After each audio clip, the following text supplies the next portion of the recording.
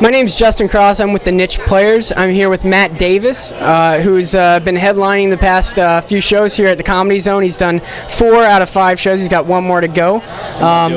He's not doing it? I'm not doing the last show. It's not going to happen. Nothing? You're just... So I'm going to have to do, as the MC, I'm going to have to go up there and... Do an hour. I got nothing. But let me ask you, if you're not going up there, then what the hell are you doing? What you got plans after this? No, I'm just waiting to get paid and then I'm leaving. They don't pay you till after the show, though. In theory, but they also don't have anybody working the box office where the safe is. Touche. Well, Matt, how have the four out of the last 5 shows, how would you say you've done comedy for, 12 years? Yeah. 12 years now. How would you rate these shows this weekend compared to your normal headlining shows? These are some of the strangest shows I've ever done, and I blame a lot of it on the audience, and some of it I blame on the host of the shows this weekend. Really. Yeah, that guy's a douchebag. Yeah, he looks like Clay Aiken, kind of, just a little bit. What would you say is you've been in comedy for 12 years? You started when you were how old? 17. 17 years old. So that makes you, I'm doing the math, 28 years old, right? 28. 28 years old. What would you say climbing the comedic ladder? What's been the hardest step for you in the process? And I'm imagining you went from open mic to MC, the normal progression as comedians go. What was the hardest part of that? I think I would say the hardest step, just going through the rungs of everything, would be trying to go when you're going from that middle spot to that part where you're closing, like always, and there's still like that gray area where you close some nights, and then you open on the weekends for like a celebrity or a draw performer or whatever. Getting into that zone there, and then trying to go to the next step where you're closing more of your own shows is probably the hardest jump to make, I would think. Matt, so what would you say? You mentioned celebrities, opening for celebrities. What would you say? Name drop if you will, but is it difficult to open for a big name like that because the audience wants to see? I do have a small experience opening for Michael Winslow from the Police Academy movies, and I noticed that a lot of times when you're that guy, they don't want to see you. Maybe it was my comedy. I don't know. I can see what you're saying with that, but a lot of times. Depending on who it is, mind you. A lot of times it's actually a better scenario because you have people that are there because they are fans of comedy.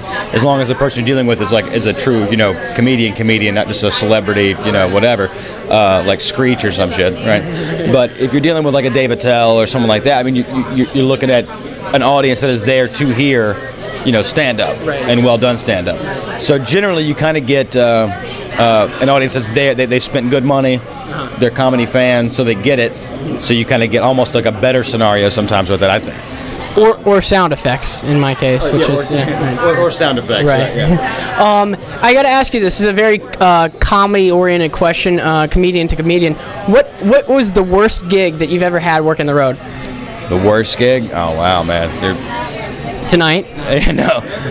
There's a Rolodex in there. Worst gig, God, dude. There's so many are coming to mind. Ozark, Alabama.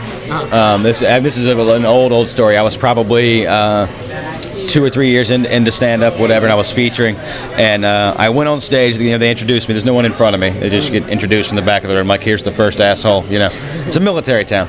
And I go on stage and get to the mic and don't even have anything out of my mouth yet. And I'm greeted from someone in the back of the room going, "Fuck you, faggot." Oh. Yeah. And I'm like, oh, what? And I try to go into my act and "Fuck you, faggot." What was this, like the Apollo basically, or is it? It was like a cracker. Yeah, it was like a white bread redneck Apollo. It was very interesting. Did you get through the set eventually, or how long was the set? Eventually, it was a 30-minute set, and I got through it mainly because security had to usher them out of the room. So, once they got done with the brawl going on as they exited, it was actually okay to wrangle from there. But and I should mention, Matt's actually from Birmingham, Alabama.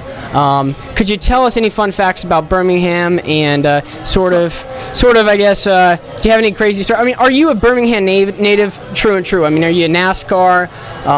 You hunt, you fish, any of that stuff, or? No, I'm not a big don't know what you would call it, a Southern guy. I mean, I guess I am in some ways. When I drink, I'm definitely more Southern than not. If I'm drinking, the redneck, I guess, comes out of you. But no, NASCAR, I don't give a shit about that. Like college sports, I never really cared about that. But I also read, so. Are you trying to maybe make the assertion that Southern people aren't always the quickest or the sharpest? Actually, not true. Most of them just don't give a shit. I think I've noticed. It's not that they don't get it, or that they're not quick, or they're not intelligent people. Most of them really just don't fucking get it. I mean, in the difference of, like, if you're, like, say, in New York and someone doesn't care, they give you a fuck you or whatever, and the Southern person would just stare at you and go, all right, and then move on, and then maybe whip your ass if you're lucky. I don't know. It just depends. But you get the misconception, too, with the Southern and the Northern. People always have this idea that, people in the Northern, are smarter or quicker or whatever, and the Southern is slow. And it's not it at all. It's basically climate is what you're dealing with. Because, up the north it's fucking cold, so you gotta be quick, you gotta be fast, fuck you, I'm moving, get the fuck out of my way, it's fucking freezing outside. And then when you're further down south, people are taunting me that they're gonna flash me and they never did, I'm disappointed. You're a celeb, though. You're huge. But when you're down south, you get more of the, it's 100,000 degrees outside, 100% humidity, and seriously, let's stop and talk for 2 hours in the shade.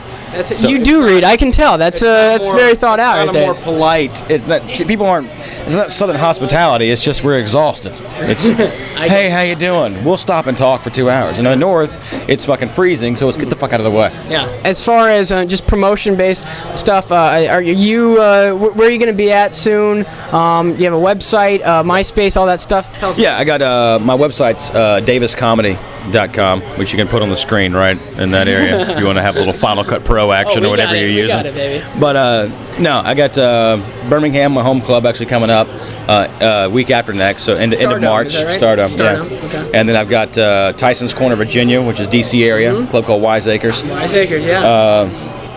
And there's a whole bunch of other ones I can't remember right now. But they're on my site and on MySpace as well. Okay. Which MySpace is just myspace.com/Matt Davis. It's pretty simple. But yeah. And YouTube and all that fun shit, but it's all linked off of my site. So if you go there.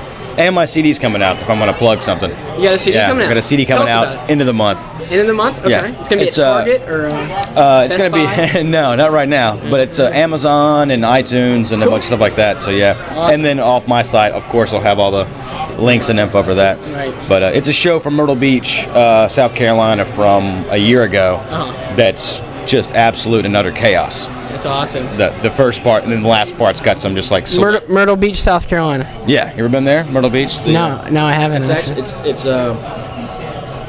It's like a state fair, just moved to a city and never left. That's what it's like. Just go-kart tracks and carnival all year round. A lot of corn dogs. Yeah, it's just alcohol and corn dogs. That's really what it is.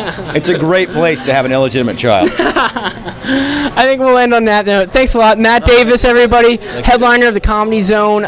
Check him out on MySpace, his website, daviscomedy.com. Thanks a lot for coming along. Appreciate it. I'll see you in 4 seconds.